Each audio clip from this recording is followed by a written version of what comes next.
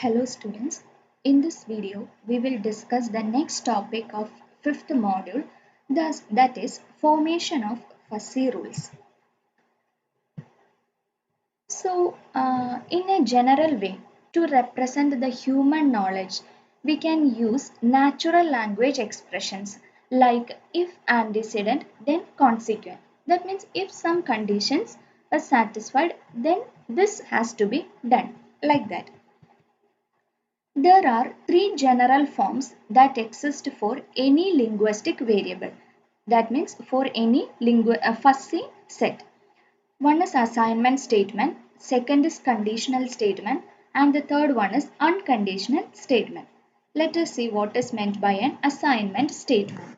So we will have a variable, and to that particular variable we will assign some value. That is called assignment statement, and it is represented using this particular symbol equal to. Okay, and using this assignment statement we can also limit the value of a variable to a particular quantity. Let us see some of the forms of assignment statement. For this particular variable y, I am giving a value brown. So y equal to brown, orange color equal to orange, a equal to s. Apart from this, this kind of form is also known as an assignment statement. See, Paul is not tall and not very short. So using the word is, we are assigning this particular not tall and not very short to Paul.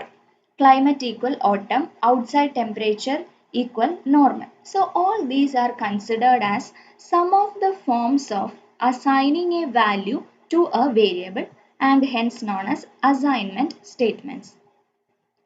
Second one is conditional statement. Here we will use an if then rule. That means with if we will provide a condition, and if that condition is true then this has to be done. Let us see one example. If y is very cool, we are saying that if the value of the variable y is very cool, then the action to be performed is stop.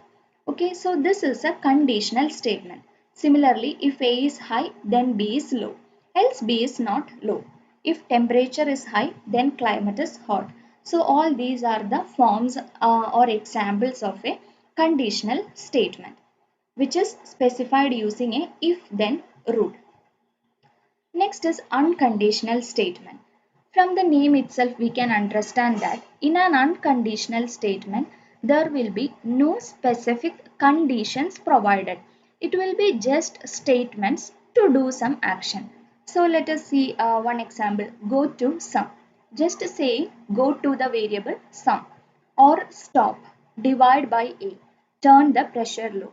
All these sentences or terms do not have any conditions specified over it, and hence it is known as unconditional statements. So this is the canonical form of fuzzy rule based system. Rule 1, if condition C1 then restriction R1. Similarly, rule n can be if condition Cn then restriction Rn. Thank you.